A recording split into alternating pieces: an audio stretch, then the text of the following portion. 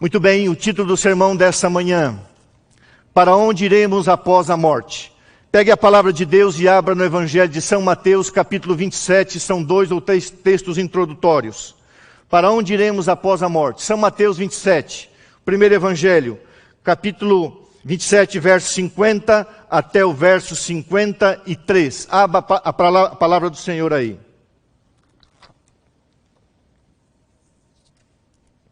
Acharam aí? São Mateus 27, 50 diz assim, referindo-se à morte de Jesus, para onde Jesus foi após a sua morte. Jesus ressuscitou. E Jesus, clamando outra vez com grande voz, entregou o Espírito, Ruach, o fôlego da vida, expirou a vida, foi entregue. E eis que o véu do santuário se rasgou em duas partes, de alto a baixo. Tremeu a terra, fenderam-se as rochas. Abriram-se os sepulcros, e muitos corpos dos santos que dormiam ressuscitaram. Saindo dos sepulcros, depois da ressurreição de Jesus, entraram na cidade e apareceram a muitos. Guarde esse texto aí no seu coração. São João 5, 28 e 29. É apenas uma introdução. São João 5, um pouquinho mais para frente, o quarto evangelho. São João capítulo 5, verso 28 e verso 29. Palavras que saem dos lábios de Jesus Cristo. Não vos maravilheis disto, porque vem a hora em que todos os que se acham nos túmulos ouvirão a sua voz e sairão. Aonde eles estão? Nos túmulos, nas sepulturas. Ouvirão a sua voz e sairão. Os que tiverem feito bem para a ressurreição da vida, a primeira grande ressurreição, e após o milênio, os que tiverem praticado mal para a ressurreição do juízo. Atos 7, verso 60. Um pouquinho mais para frente, o livro histórico de Atos. O que aconteceu com Estevão. Atos capítulo 7, verso 59 e 60, melhor dizendo. Acharam aí? Atos 7,59 diz, e apedrejavam Estevão, que invocava e dizia, Senhor Jesus, recebe o fôlego de vida no original, recebe o meu espírito, recebe o dom da vida, Ruach. Então, ajoelhando-se, clamou em alta voz, Senhor, não lhes imputes este pecado. Com estas palavras, adormeceu. Agora vamos ao texto que nós vamos explorar um pouquinho. A carta do apóstolo Paulo aos Coríntios, capítulo 15.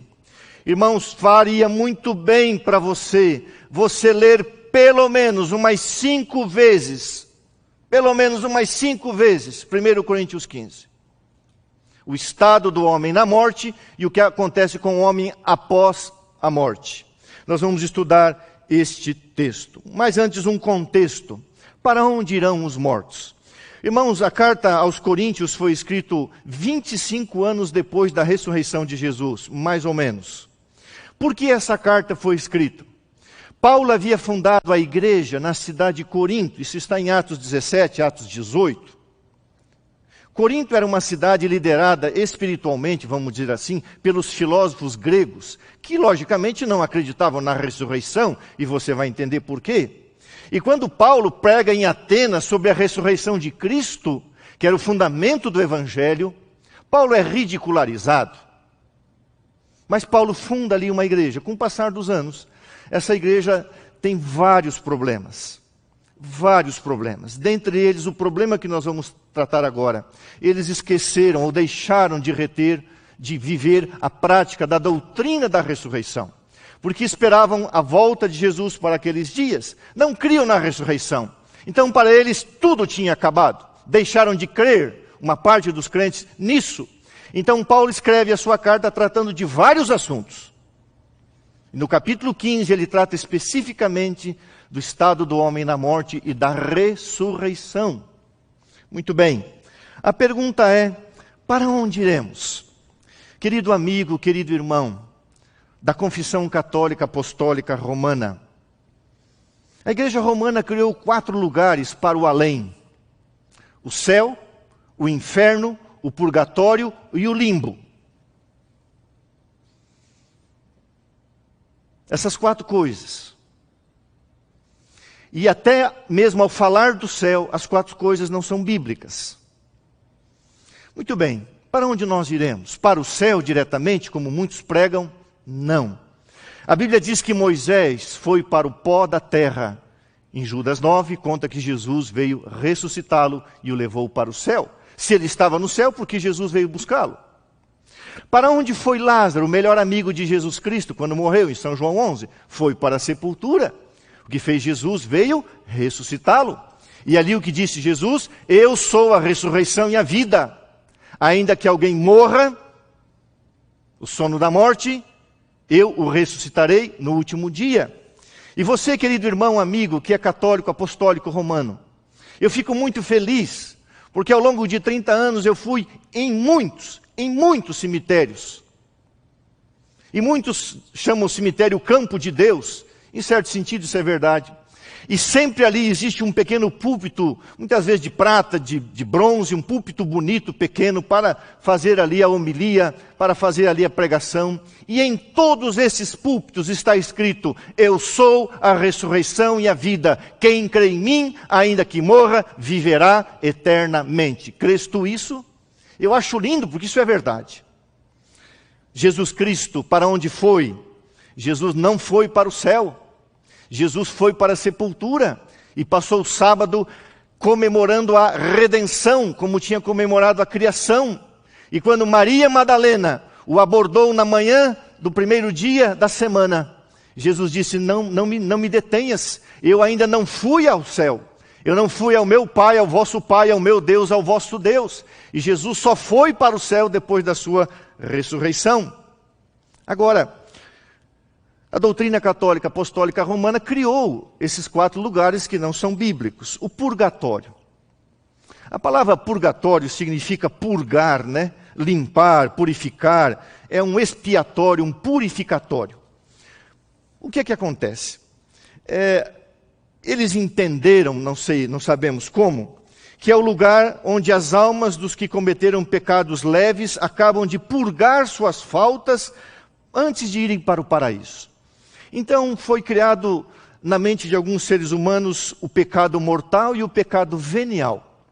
O pecado mortal, a pessoa pecou contra Deus, não tem arrependimento, vai direto para o inferno. Um lugar que não existe para o impenitente. E os pecados veniais, ou pecado venial, é o pecadinho, pecado leve. Quando a Bíblia não faz diferença entre pecadão e pecadinho, tudo é pecado. Mas se a pessoa cometeu um pecado venial, assim ensinam eles, então ela é digna de vênia, de perdão, é um pecado perdoável. Então essa alma vai para o purgatório, só Deus sabe por quanto tempo, e então para que a pessoa seja purificada, ela tenha um pouquinho mais de santificação. Mas para não sofrer muito no purgatório, para não sofrer muito na sua purificação, então foi criado que a pessoa poderia passar mais rápido pelo purgatório se os parentes dessem uma esmola. Só que essa esmola era muito dinheiro. Então vendiam-se as indulgências, para que Deus fosse indulgente, misericordioso, bondoso. Então dava-se generosamente grandes quantidades. Quanto mais dinheiro, menos tempo no purgatório. E assim foi criado esse sistema que não é bíblico. Mas enquanto a alma está no purgatório, diz essa crença, devemos ir aos cemitérios e orar pelos mortos, manifestando a comunhão dos santos e aguardando apenas a ressurreição do corpo, porque a alma já está, sabe Deus aonde. Indulgências, clemência, misericórdia, disposição para perdoar. Pessoa indulgente seria a absolvição de pena, também, se fosse bastante dinheiro, plenárias e parciais. Pagava-se para os queridos não sofrerem tanto no purgatório. Muito bem. Também havia o sofrimento de familiares que se penitenciavam por outros familiares que haviam morrido, oração pelos mortos, tantas coisas que não é o caso de a gente entrar nisso. E o outro lugar é o limbo. O limbus infantum. Tem o limbus platum também. Mas eu vou falar do limbus infantum. A palavra limbus no grego significa fronteira. especialmente para as criancinhas pagãs. O que é uma criança pagã? Nasceu um natimorto através de um aborto, não foi batizado, não foi feito aspersão sobre a cabeça. Então ela vai para o limbo. Isso não existe na Bíblia. E essas 4 áreas, esses 4 lugares, céu, inferno, purgatório e limbo, foi criado. Mas, irmãos, o que diz a Bíblia?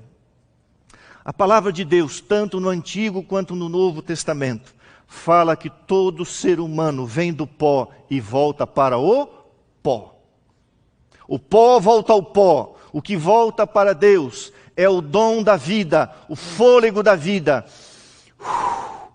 O ruach. Muitas vezes a palavra alma, espírito, é a mesma palavra para vida. A Bíblia diz em Gênesis 2:7, Deus formou o homem de 2 elementos, o pó da terra, a matéria. O homem foi feito pó da terra. E Deus soprou no homem o fôlego da vida, o dom da vida, o poder da vida. O que volta para Deus? O poder da vida. O homem não tem uma alma, o homem é uma alma vivente. Quando o homem morre, o que volta para Deus? Volta o fôlego da vida. Não uma entidade consciente, não existe consciência após a morte. Então vamos lá. No hebraico, a palavra para o lugar dos mortos, eu peço um pouquinho de paciência, porque hoje é um sermão temático e eu preciso ser um pouco mais didático aqui. A palavra para sepultura, Sheol ou Seol, está em vários textos, você pode olhar um só, 2 Samuel 22, 5, 6. Ou a palavra grega, Hades, é o mundo dos mortos, o lugar dos mortos. É a mesma palavra para inferno. Querido irmão, querido amigo, não existe um lugar para o impenitente sofrer. Um Deus de amor não faz isso. Todos os que morrem neste mundo vão para a sepultura, vão para o Seol, vão para o Hades, ou seja, vão para a sepultura, vão para o inferno. Essa é a palavra, lugar dos mortos. Não existe lugar de sofrimento para o impenitente. Não é um lugar de punição para o impenitente. Então, guarde bem isso. Seol e Hades significa sepultura, lugar dos mortos, ou inferno, que é a mesma coisa. Por isso que lá em Apocalipse a Bíblia diz, Jesus tem as chaves da morte e do inferno, que é a mesma coisa. A morte é o inferno. O que significa a palavra morte? A palavra mot, ou mut em hebraico. É a mesma palavra, um paralelismo para Seol, lugar dos mortos. A ausência do fôlego de vida, é esse o significado da palavra. No Antigo Testamento, a morte significava a separação final de Deus por causa do pecado. A Bíblia diz que Adão pecou, em Adão a morte passou a todos os homens, porque todos pecaram. Romanos 5, verso 12. Todos nós que morremos vamos para o pó, para a sepultura ou para o inferno. Jamais um Deus de amor vai mandar um filho seu, por mais rebelde que tenha sido, a queimar eternamente. Quando a Bíblia diz que o fogo é eterno, são as consequências que são eternas. O que queima, queimou. Se você pega essa folha de papel e você queima, queimou. É cinza, eternamente queimada, não tem mais como reconstituir isso aqui. Ainda a palavra Hades no grego significa, é o lugar onde não se vê, justamente o que fala Salomão. E os nossos queridos apóstolos de Jesus Cristo sempre falaram da morte como um sono. É o que nós vamos estudar. Agora, nessa longa introdução, qual é o significado? Isso aqui é muito lindo para você guardar, para você compartilhar esse sermão com alguém que não conhece a doutrina da ressurreição. Qual é o significado da palavra cemitério? Guarde bem isso. Esse nome, cemitério, sabe quem deu? O nome cemitério foi dado pelos primeiros cristãos aos terrenos aonde eles colocavam os mortos. Os primeiros cristãos deram nome à palavra cemitério. Por quê? Porque a palavra kimitirion em grego, que vem do verbo kimao, significa fazer deitar, colocar para dormir. Por isso os primeiros cristãos diziam: vamos ao quarto de dormir, vamos ao kimitirion, vamos ao kimal, fazer deitar, colocar para dormir. Vou repetir. Este nome foi dado pelos primeiros cristãos aos terrenos destinados aos mortos. Aí vem a nossa palavra latina, coemeterium. Eu já repeti isso aqui, eu gosto de falar isso. A palavra latina, derivada do grego, significa quarto de dormir ou dormitório. Irmãos, não é fantástico que as palavras de Deus, a palavra do Senhor, no seu original, fala exatamente do que é a doutrina? A pessoa morre, vai para o pó, para a sepultura, lugar dos mortos, chamado também de inferno. E Jesus tem as chaves, e Jesus a tirará deste lugar. Agora, qual o significado da palavra ressurreição? É importante você saber. A palavra ressurreição, anástasis, aparece 42 vezes no Novo Testamento. O que significa a palavra anástasis? Levantar dentre os mortos. Anástasis, é um intervalo entre duas coisas. Você vai entender esse intervalo entre duas coisas. E vem a sequência histemi, fazer ficar em pé ou estabelecer a pessoa no sentido de levantá-la. E no Antigo Testamento a palavra ressurreição, a palavra kon, significa levantamento. Querido irmão, querido amigo, por que isso é importante? Porque isso tem implicações não apenas doutrinárias e teológicas, mas é práticas e é parte essencial do Evangelho. Nós vamos entrar nisso agora. Isso é parte essencial do Evangelho e tem implicações práticas. Nós vamos agora entrar nessas questões. Muito bem. Da onde veio essa teoria? Essa filosofia chamada dicotomia, essa dicotomia, dizendo a alma e o corpo são separadas, podem se separar. Quando a Bíblia diz que o homem é integral, vamos lembrar Gênesis 2:7, o homem foi feito do pó da terra, mais o fôlego da vida, e fala-se ele recebeu energia vital. O que é essa energia vital? Isso é um texto correto ao falar. O ser humano, ele nasce como se fosse uma grande bateria, com uma carga de energia vital. Por hereditariedade, através dos seus hábitos, ele pode estender essa energia vital ao longo da vida. Por que Adão viveu quase 1000 anos? Porque tinha comido da árvore da vida e tinha uma carga de energia vital que o levou a 930 anos. O homem foi feito assim, do pó da terra mais o fôlego da vida. Então eu quero repetir, o homem não tem uma alma. O homem é uma alma. E quando o homem expira, Jó diz, quando corta o fôlego da vida, o homem volta ao pó. E o que volta para Deus? O espírito, a alma, a vida, o fôlego da vida, que é a mesma coisa. Mas não existe consciência, não existe sabedoria, não existe conhecimento. Muito bem. Dicotomia platônica, o que é isso? Você sabe que o nome de Platão original é Aristócles. Por que deram o nome de Platão? A palavra Platão significa ombros largos. Um camarada grande de ombros largos, e então apelidaram ele de Platão. No latim, no grego, melhor dizendo, mas é Platão na nossa língua, ombros largos. Platão viveu no ano 427 ao ano 347 a.C. E ele então criou 2 elementos essenciais. Com quem que ele aprendeu isso? Com Sócrates, que morreu no ano 399.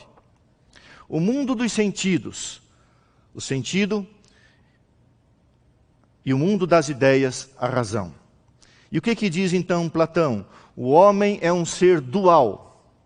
Temos um corpo que flui e está ligado ao mundo dos sentidos, mas também possuímos uma alma imortal que é a morada da razão.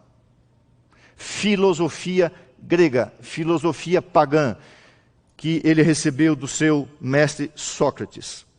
Então, Platão foi discípulo de Sócrates e após a morte de Sócrates, ele criou uma escola nos arredores de Atenas, num bosque que levava o nome do herói grego chamado Academo. Então, Platão criou uma escola chamada Academia. Toda a universidade, toda a academia vem daí, de um bosque ali nos arredores de Atenas.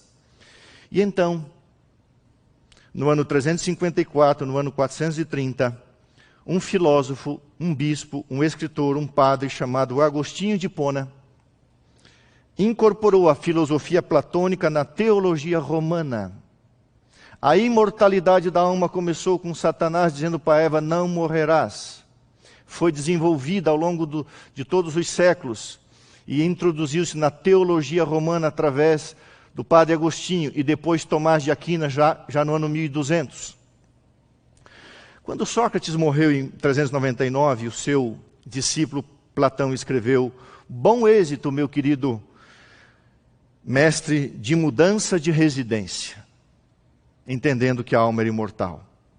Logicamente, Corinto era uma cidade grega, e os gregos não acreditavam na ressurreição dos mortos.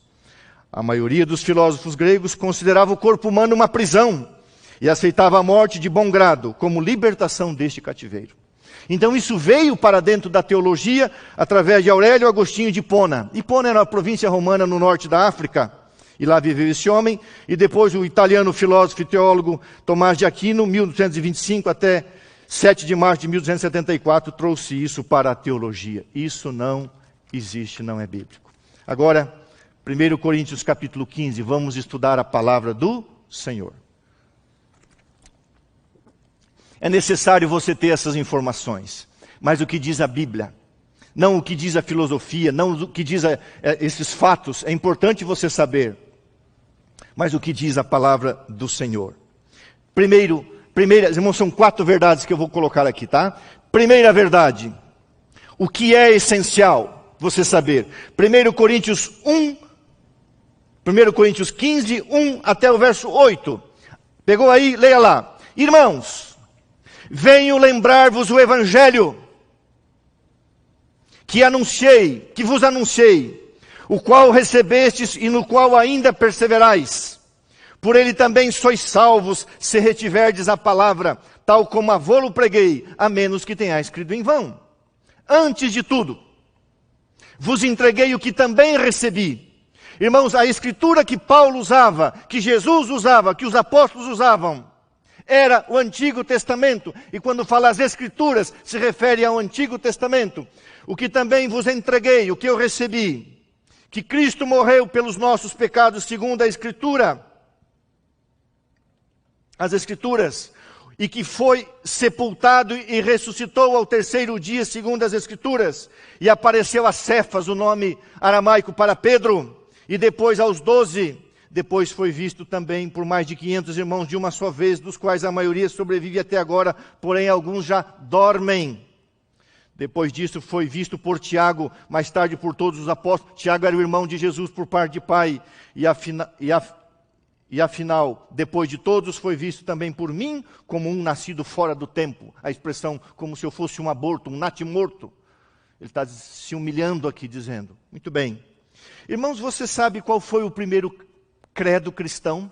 Se houvesse na igreja primitiva um livro chamado Nisto Cremos, sabe qual era o primeiro credo cristão? Cristo morreu, foi sepultado, ressuscitou e apareceu. Essa é a essência do Evangelho. Cristo morreu pelos nossos pecados, foi sepultado, ressuscitou e apareceu.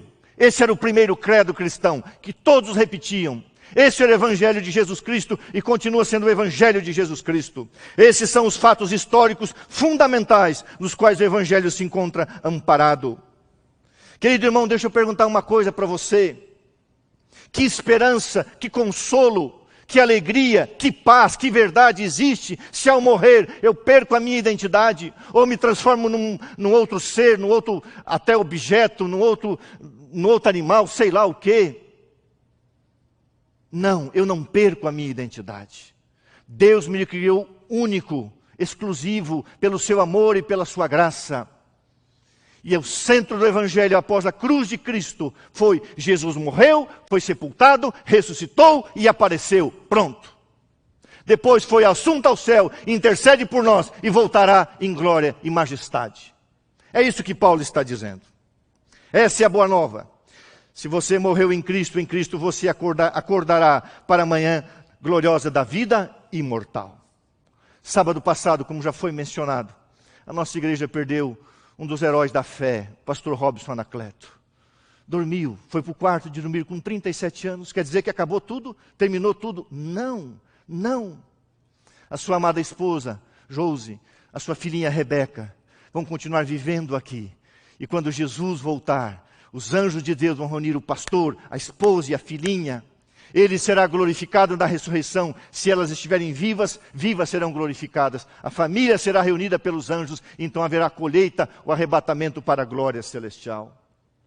Ah, irmãos queridos, a Bíblia diz: a morte não separa o cristão de Cristo.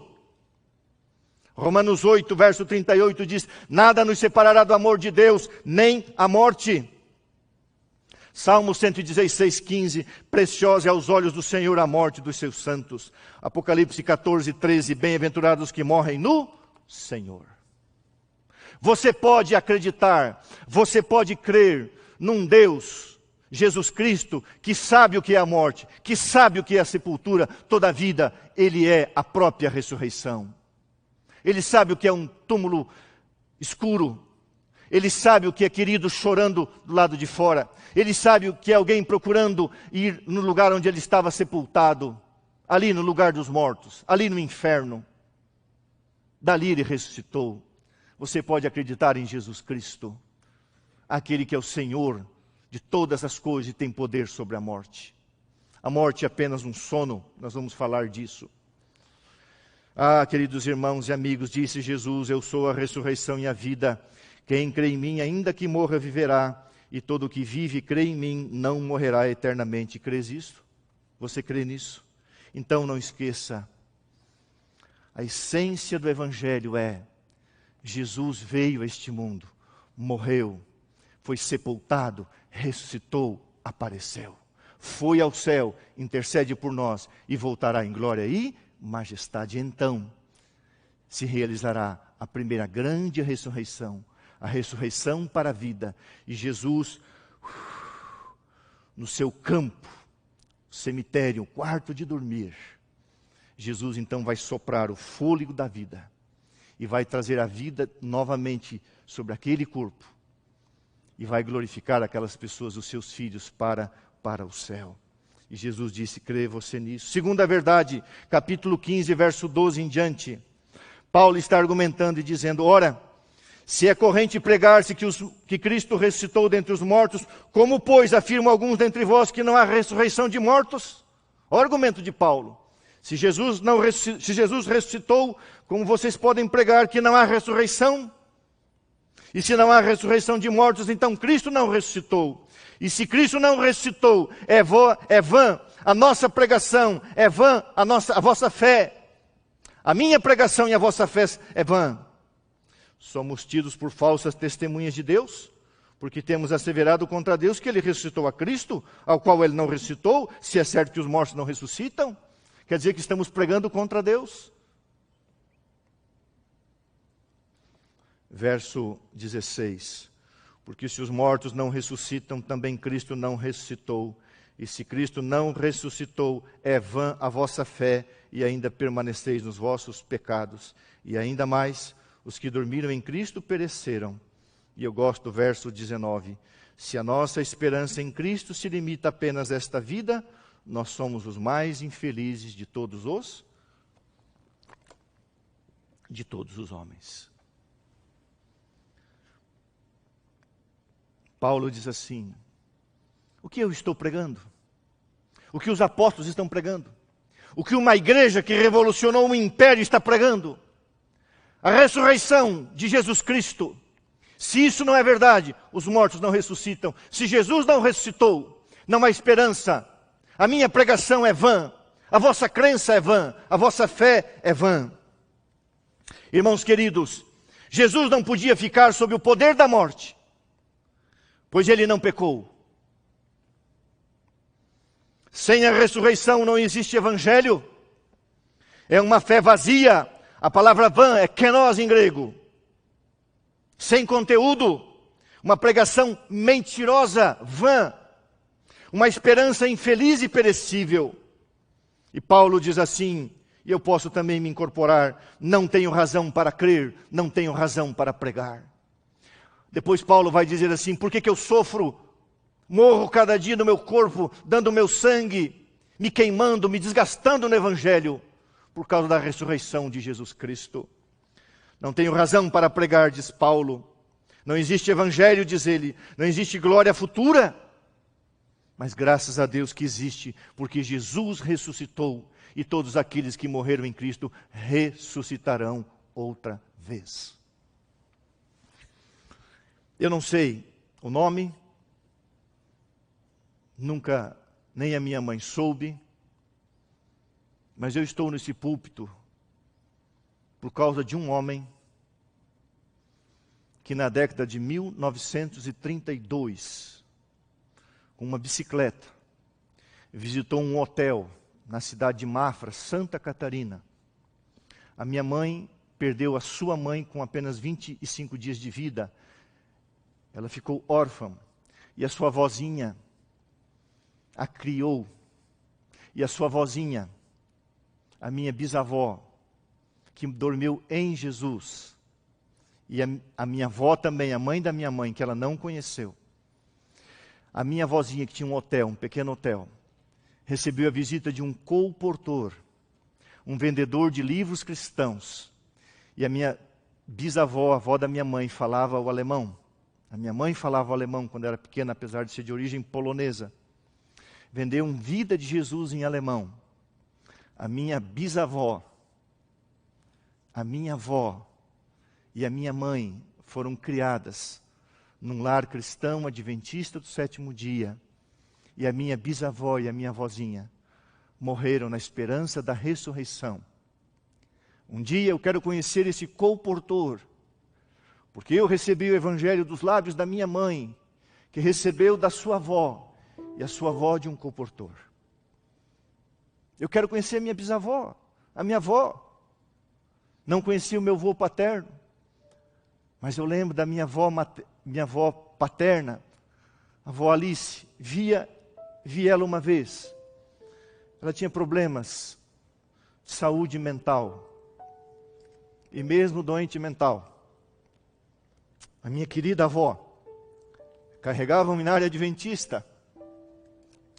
E enquanto ela pôde, ela cantava, mesmo não tendo total saúde mental.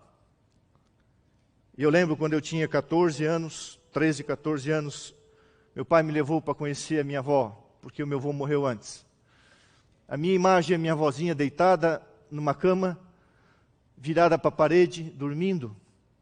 Mas no colo dela, deitada ao lado, estava o inário aberto, porque ela estivera cantando. E o pai disse: não vamos incomodar a avó. Eu só vi ela assim, um pouquinho, para não incomodar, saímos, nunca mais a vi. O que eu sei é que dentro do seu caixão foi colocado o inário adventista do sétimo dia. E quando a avó Alice ressuscitar, eu quero conhecer minha avó, materna e paterna. A avó Alice vai pegar o seu inário. Eu não sei se ele vai estar em condições, mas se tiver, eu acho que ela vai pedir para Jesus para levar o inário para o céu, para cantar lá no mar de vidro.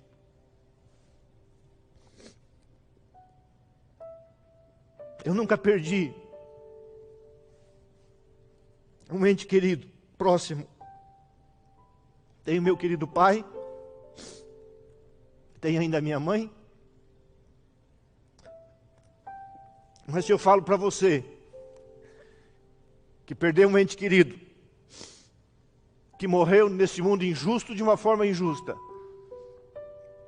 mas morreu em Cristo, ou talvez você não tenha certeza, confie na justiça, na misericórdia e no amor de Deus. Um dia você vai ver o teu pai, querido irmão. Um dia você vai ver a tua mãe, querida irmã. Os teus amigos. As pessoas que cruzaram a tua vida. E se não há ressurreição, tudo é vão. Não existe evangelho, não existe boas novas, não existe vida eterna. Não existe nada. Por que eu vou estar aqui no púlpito, gritando, me desgastando? Por que eu passo a semana inteira lendo, visitando, orando com as pessoas, junto com meus queridos colegas e a igreja, ajudando os pobres e os necessitados? Eu não faço trabalho sozinho, a igreja que faz o trabalho. Por quê? Porque nós cremos na volta de Jesus. E se um dia eu perder o meu pai, que eu tive a alegria de rebatizá-lo, e a minha mãe, eu oro a Deus todos os dias, se eles dormirem, que eles durmam o sono dos justos, porque eles estão firmes na fé. Então Paulo diz assim: você pode confiar em Jesus Cristo, que sabe o que é uma sepultura, mas também sabe o que é a ressurreição. Sem a ressurreição não existe evangelho. Verso 20 ao verso 26, primeira verdade, o primeiro credo cristão. Cristo morreu, ressuscitou. Cristo morreu, foi sepultado, ressuscitou e apareceu. Pronto. Essa é a primeira verdade. A segunda verdade: sem a ressurreição não existe evangelho, porque a essência do evangelho é a vida. E quem tem o Filho tem a vida. Não existe glória futura sem ressurreição. Terceira verdade: Jesus, o morto principal. Leia comigo. Verso 20 até o verso 26. Diz assim: mas de fato, Cristo ressuscitou dentre os mortos, sendo ele as primícias dos que dormem, visto que a morte veio por um homem, também por um homem veio a ressurreição dos mortos. Porque assim como em Adão todos morrem, assim também todos serão vivificados em Cristo. Vivificação, uma nova vida. Cada um, porém, por sua própria ordem. Cristo, as primícias, depois dos que são de Cristo na sua vinda. E então virá o fim, quando ele entregar o reino ao Deus e Pai, quando houver destruído todo o principado, bem como toda a potestade e poder. Porque convém que ele reine até que haja colocado todos os inimigos debaixo dos seus pés, e o último inimigo a ser destruído é a morte. Irmãos, tem um inimigo que Deus não perdoa, é a morte. Que Deus não aceita, é a morte. Outro inimigo que passou para além do perdão. A morte, lógico, é uma situação, não é um ser, mas é o diabo, o causador da morte. O diabo é o Razatã, a palavra adversário, além do perdão, os anjos maus que trouxeram a morte. Deus odeia a morte. É um inimigo que Deus não aceita, que Deus não perdoa. É inaceitável perante Deus, porque Deus é vida. Agora, olha que coisa linda. A Bíblia diz que Jesus é as primícias. O que acontecia? A Páscoa se realizava no dia 14 do mês de Nissan, ou mês de Abib.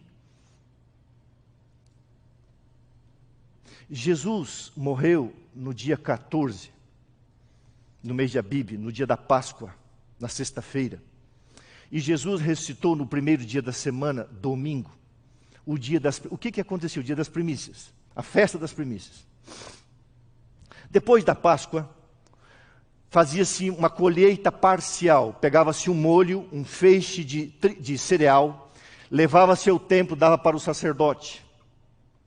E no dia 16, na festa das primícias, no primeiro dia da semana, depois da Páscoa, o sacerdote movia o molho perante Deus.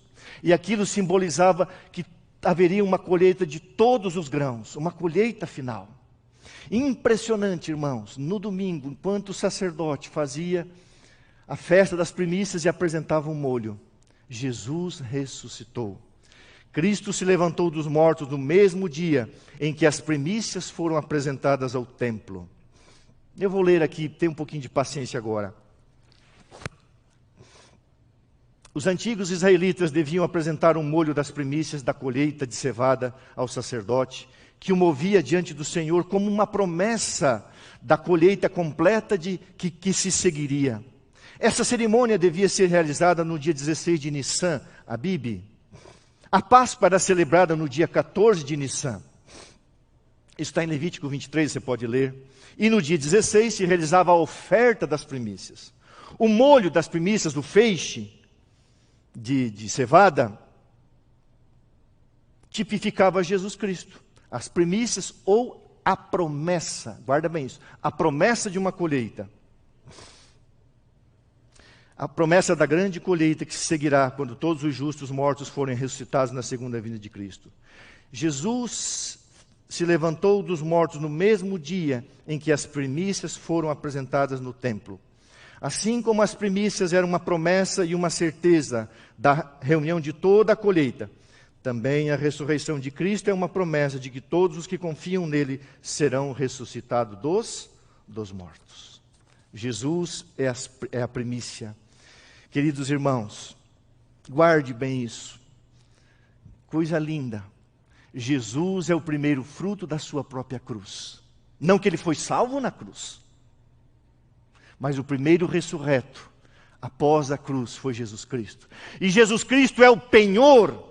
A palavra grega é a rabon, a garantia, a promessa, a certeza, o pacto, a aliança, o acordo de Deus. Assim como Cristo ressuscitou, o feixe, o molho, movido, todos ressuscitarão com Ele em glória e majestade. Cristo, o primeiro fruto, a garantia. Ninguém, agora guarde isso, irmãos, ninguém da primeira ressurreição se perderá, mas ninguém da segunda ressurreição se salvará. Agora olhe para a Bíblia. Moisés morreu e ressuscitou. A ressurreição da filha de Jairo, São Marcos 5,39. A ressurreição do filho da viúva de Naim, Lucas 7, 13 a 15. E a ressurreição de Lázaro, São João 11, 43 e 44. Cristo é a certeza, Cristo é a promessa, Cristo é a segurança da ressurreição, porque Ele ressuscitou. Todos os seus filhos ressuscitarão. E a última e quarta verdade, olha lá, 1 Coríntios 15, verso 50 até o verso 57, leia comigo. Isto afirma, irmãos, que a carne e o sangue não podem herdar o reino de Deus, nem a corrupção herdar a incorrupção. Eis que vos digo um mistério. Irmãos, no Novo Testamento é um mistério que Deus quer revelar. E quando a pessoa aceita a revelação, aceita o mistério, passa a ser revelação. Então a palavra mistério no Novo Testamento é um segredo revelado por Deus. Isso afirma, irmãos, que a carne e o sangue não podem herdar o reino de Deus, nem a corrupção herdar a incorrupção. Verso 51. Eis que vos digo um mistério, algo revelado, nem todos dormiremos, mas transformados seremos todos, num momento, num abrir e fechar de olhos. Ao ressoar da última trombeta, a trombeta soará, os mortos ressuscitarão incorruptíveis e nós seremos transformados, porque é necessário que este corpo corruptível se revista da incorruptibilidade e o que é mortal se revista da imortalidade.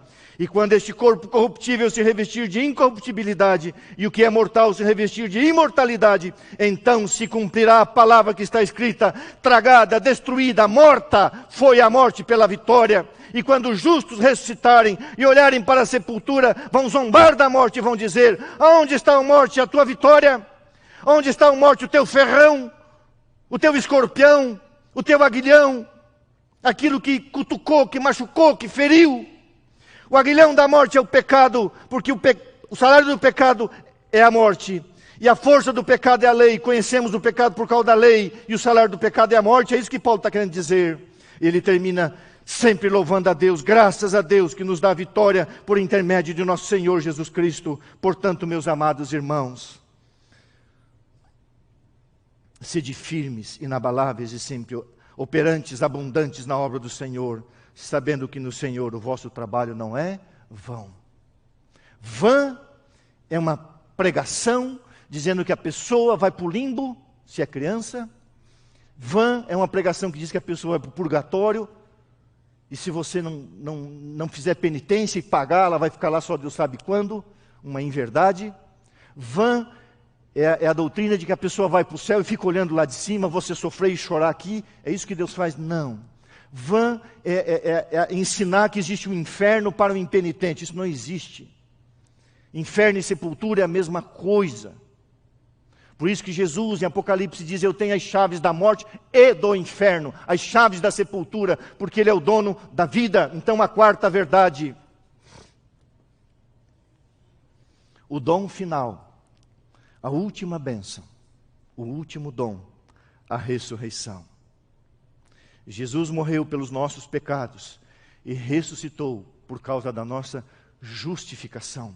Diz Paulo em Romanos 4, 25, 1 Coríntios 10, 9.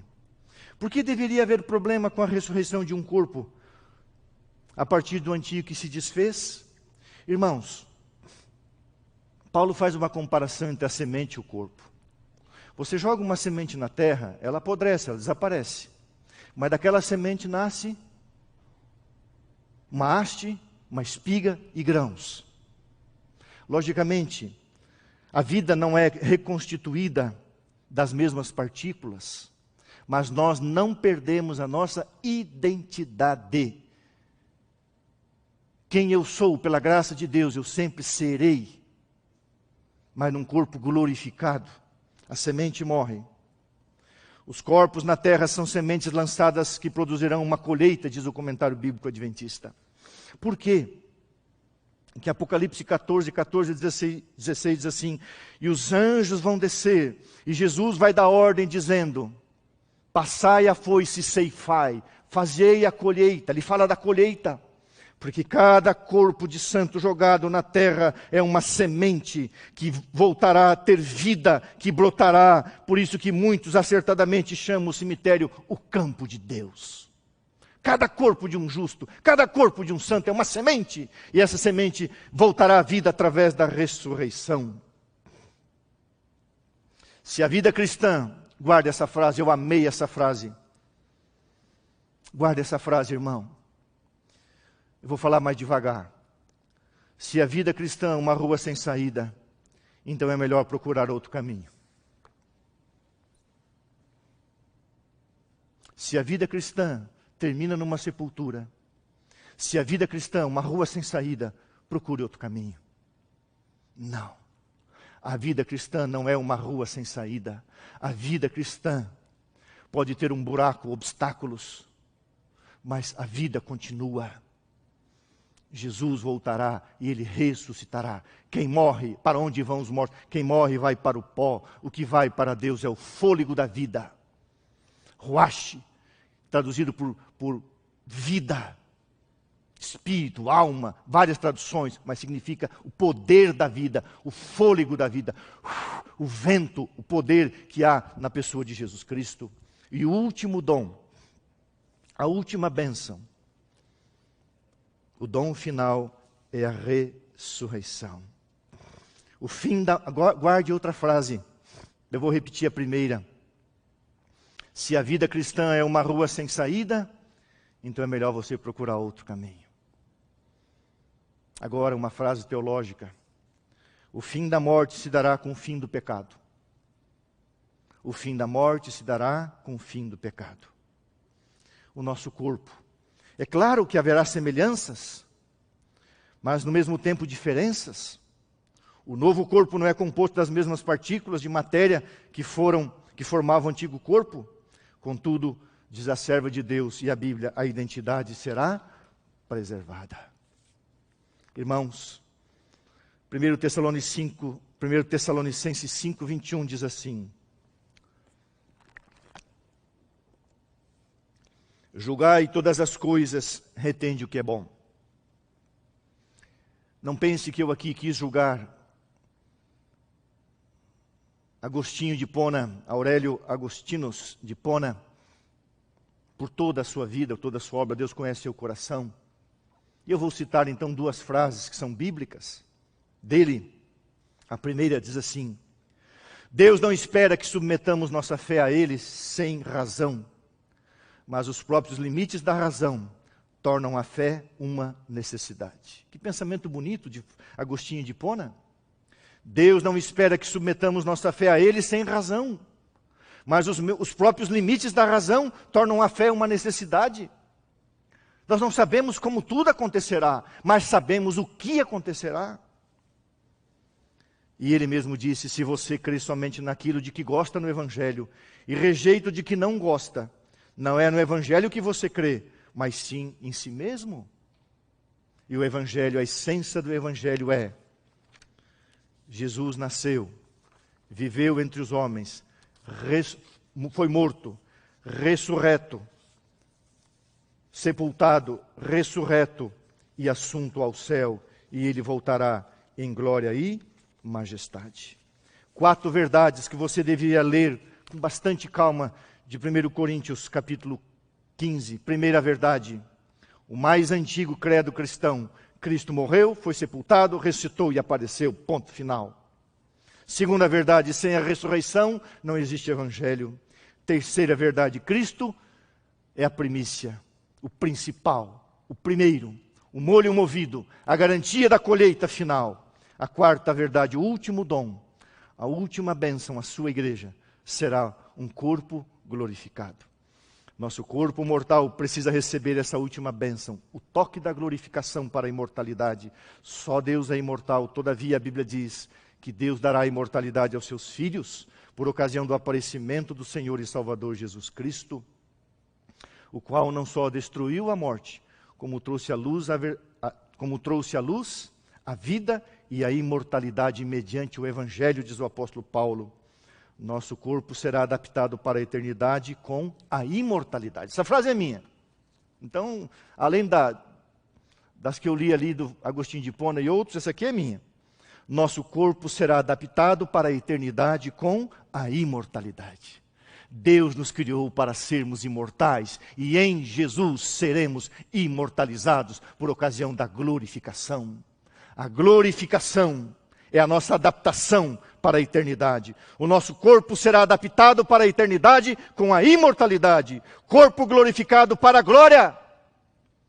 Corpo glorificado para a glória. Corpo imortal para a imortalidade. Corpo imortal para viver a vida eterna. Em 2018, eu recebi uma